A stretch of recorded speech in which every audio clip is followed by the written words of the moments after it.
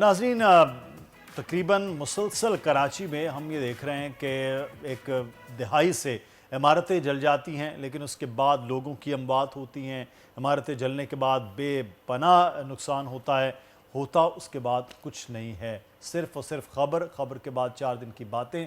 और फिर और दूसरा सानिया हो जाता है। कराची में आयशा मंजिल पर आग से मुतासरा जो इमारत है उसको सिंध बिल्डिंग कंट्रोल अथॉरिटी की जानिब से क्लियरेंस मिल गई है। मकीनों को रिहाइश की इजाज़त भी दे दी गई है। ये एक अच्छी खबर तो है, लेकिन जाहिर है जिनका नुकसान हुआ है, जिनका सारा सामान जल गया है, उसकी भरपाई कौन करेगा, उसकी जिम्मेदारी कौन लेगा, ये एक सवाल है जो कि इस वक्त जहनों में है। मकीन काफ़ी परेशान है। वो लोग जो कि कल तक तो परसों तक तो अपने घरों में बड़े पुरसकून तरीके से बैठे हुए थे, उनको नहीं आइडिया था कि एकदम हमारे साथ ये हो जाएगा। बिल्कुल, और जो मकीन हैं उनको बहरहाल ये तो ज़रूर कम अज़ कम ये दादरसी होगी कि अपने घरों में वापस जाएंगे, लेकिन उन घरों में क्या है? कुछ भी नहीं है, सब कुछ जल कर बिल्कुल खाकस्तर मुदस्सिर, हो चुका है। हमारे साथ इस वक्त मोहम्मद मुतासरा फैमिली के मोहम्मद शहीर है, वो मौजूद हैं।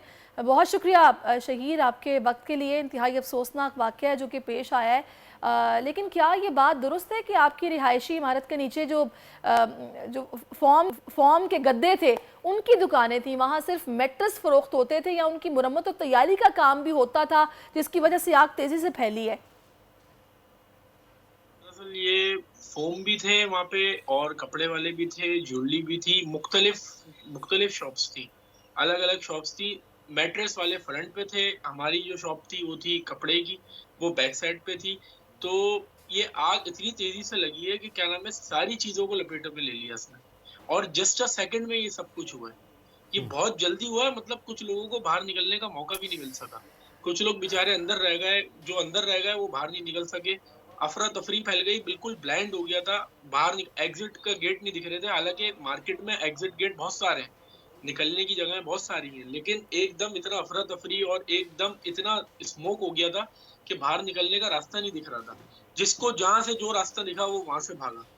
सही। अच्छा, मुख्तलिफ शॉप्स थी शहीर, यहाँ। ये कहा जा रहा था कि आपके जो आयशा मंजिल का इलाका है, आयशा बिल्डिंग है, वहाँ पर सुई गैस है, तो फिर एलपीजी सिलेंडर के आग कहा जाता है कि किसी दुकान में थी, वहाँ से ये शुरू हुआ है। तो आपके यहाँ तो गैस मौजूद नहीं है, सुई गैस? नहीं सर, दरअसल वो है कमर्शियल एरिया। अब हमारी मार्केट के अंदर ये सब गैस का सिस्टम नहीं है। वो था ये, अच्छा। वो ज्वेलरी की शॉप थी एक। उधर वो जो शख्स था वो टाँके लगाता था। ज्वेलरी पे जैसे कोई मेकिंग में जो ठीक, लगते हैं ना, बिल्कुल। वो लगाता था। तो हुँ। उससे आग हल्की-सी फैली, काबू नहीं पा सका, उसने बताया नहीं किसी को। जब आग बढ़ गई तो उसकी लपेट में फिर चीज़ें बढ़ती रहीं। नहीं तो शहीर, उसके अगर इर्द उस गिर्द जो वक़्त दुकानें होंगी, जब वो नहीं काबू पा पाया तो क्या उसके इर्द गिर्द दुकानदारों ने भी उसकी मदद नहीं की कि फौरी यहीं पर नहीं काबू जब पा लिया जाता? नहीं कोशिश करी थी, लेकिन जब तक देर बहुत हो गई थी। असल में बराबर में ही, उसके बिल्कुल बराबर में ही कपड़े की दुकान है। जब वो सिलेंडर फटा तो उसके बराबर में कपड़े वाले की दुकान है और उसके बराबर में फिर वो मैट्रेस है। तो हुँ। मैट्रेस में होता है पेट्रोल। बहुत तेज़ी से उसने आग पकड़ ली, उस चक्कर में सब लपेट में बहुत फ़ास्ट हुआ है काम। सही। Within an second and minutes में ये आधी मार्केट से ज़्यादा, बहुत ज़्यादा आग थी, आपने देखी होगी। जी बिल्कुल, वो आग उस वक़्त भी ये लग रहा था कि केमिकल है, और बाद में जब ये जी, मालूम हुआ कि ये तो फ़ोम मैट्रेस है, तो वो तो बिल्कुल पूरे का पूरा केमिकल होता है। अच्छा, आपके बिल्कुल। वालिद साहब भी ज़ख्मी हुए हैं, वो भी जल गए हैं। एक तो ये जी, बताइए जी। कि क्या सिचुएशन है और कितने अफ़राद हैं? हुकूमत ने अभी तक किसी किस्म का कोई आप लोगों से राब्ता किया है? नुकसान घरों वालों का, दुकानों का, लोगों का हुआ है, तो किसी किस्म की कोई इमदाद की बात की गई है कि आपको हेल्प किया जाएगा, जो आपका नुकसान हुआ? सर देखिए, हेल्प की बात जहाँ तक ये है, हेल्प अल्हम्दुलिल्लाह हम फिर खड़े हो जाएँगे, अल्लाह का शुक्र है। बस इंशाल्लाह। हेल्प सिर्फ़ इतनी चाहिए कि आप दुकान जो हमारी जो मुतासिर हुई है, आप सिर्फ़ दुकान मार्केट को रेनोवेट कर दें। अगर ये डिमोलिश हो जाती है, अभी डिमोलिश का वैसे आया है कि ये नहीं हो रही, लेकिन अगर ये हो जाती है तो बिल्कुल ख़त्म, रोड पर आ जाएँगे। हुँ। अगर ये मार्केट बना देते हैं और उसके अंदर हम फिर दोबारा ज़ीरो से स्टार्ट कर लेंगे, कोई इश्यू नहीं है। सही। अभी ये है कि क्या नाम है, मेरे फादर जब निकल रहे थे बाहर तो वही हुआ, ब्लाइंड हो गया, मार्केट की लाइटें हो गई बिल्कुल ऑफ। जब वो बाहर निकल रहे थे तो एग्जिट गेट उनको दिखा नहीं, तो ऊपर से जो तार थी जो जले थे वो उनके आगे गिरे शोल्डर्स पे। तो दोनों शोल्डर्स उनके डैमेज हैं, सर पे चोटें आई हैं। बाहर निकलते वक्त अल्लाह ने जान हुँ, बचा हुँ। ली, अल्लाह का बहुत शुक्र है। मुझे तो और इसके हुँ। अलावा ये अल्लाह ताला ने मेरे फादर को सेव कर लिया। ये मैं अल्लाह ताला का इसके लिए बहुत शुक्रगुज़ार हूँ। नुकसान हुआ, ये दोबारा कवर हो जाएगा, इसका कोई इश्यू नहीं है। ये आने-जाने वाली चलें, चीज़ अल्लाह है, अल्लाह आपको ताला ने बल पे ली, शहीद जान बचा हिम्मत ली दे। हर हाल में। अच्छी बात है कि आप कह रहे हैं कि हम फिर से खड़े हो जाएंगे, यही एक सोच होनी चाहिए। इस वक्त हमें एमकेएम के रहनुमा फारूक सत्तार साहब भी ज्वाइन कर चुके हैं। फारूक भाई, बहुत शुक्रिया आपके वक्त का। फारूक भाई, अभी हमारी बात हो रही है मुतासरा जो हैं इस वाक़े के, जो अर्शी शॉपिंग मॉल में आग लगी है, उनकी तरफ से एक मुतालबा किया जा रहा है, वो ये कह रहे हैं कि आप और कुछ ना करें, बस हमारे लिए इन दुकानों को रेनोवेट करा दें, इस बिल्डिंग की रेनोवेशन हो जाए, हम जीरो से शुरू कर लेंगे लेकिन एटलीस्ट इतना हमारे लिए कर दिया जाए। होना क्या चाहिए, किया क्या जाएगा, क्या कहेंगे आप? मैं समझता हूँ कि सबसे पहले जो जरूरी है बात वो कि ये डिक्लेयर कर दिया जाए कि ये इमारत जिसमें 190 दुकानें हैं और कोई 80 से ज्यादा अपार्टमेंट्स हैं ना, ये रहने के काबिल हैं। इनके पिलर्स और जो फाउंडेशन है उसका लोहा महफूज है। और वो तो रिपोर्ट आ गई है फारूक भाई, क्लियरेंस रिपोर्ट आ गई है कि है काबिल रहने के। जी हाँ। तो बस इसका मतलब है कि फिर जो चीजें अब मरम्मत की और रिपेयर किए, वजीर आला ने कल हमें कमिट किया था। हमारी दावत पर जब खालिद भाई ने फोन किया तो तशरीफ लाए, हमने उनका शुक्रिया अदा किया।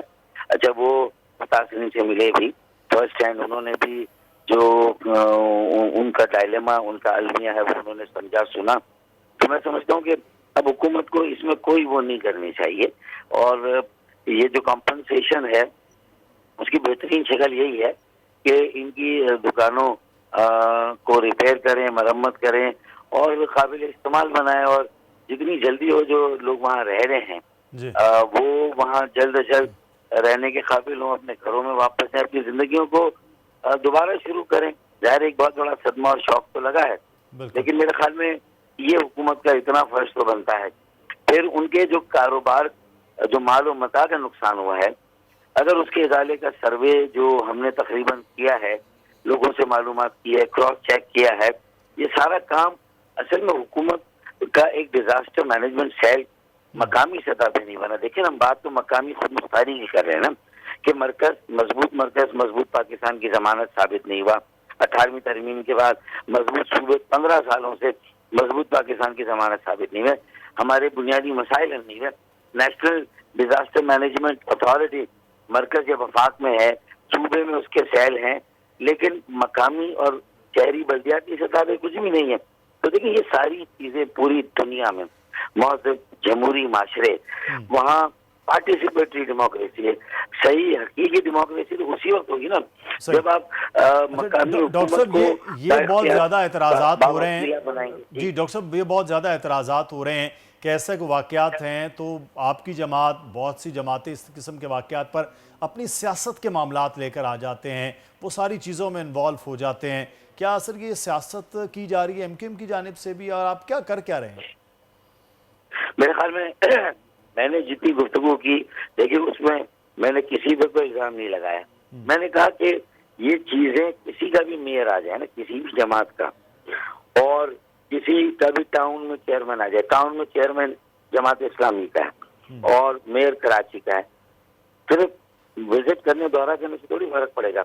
देखिए ना, एमके पाकिस्तान तो सबसे पहले कैंप लगाकर बिल्कुल उस मखदूश मुतासरा इमारत के करीब लगा के और उनको चाय, उनको खाना, नाश्ता सब अल्लाह के फजल से, कुर्सियां, आर्जी तौर पर फुटपाथ में उनके सोने का इंतजाम, उनके लिए लिहाफ, कंबल, ये सारी चीजें हमने अल्हम्दुलिल्लाह फराहम की। इसमें बाकी NGOs ने भी हमारे साथ ताउन किया। लेकिन देखें, अब मैं किसी पे बात कर रही हूँ, मैं कह रहा हूँ आइंदा ऐसे वाक़यात का सद्देबाब हो। बिल्कुल इस पर काम होना चाहिए और इसको सीरियसली लेना पड़ेगा फारूक भाई।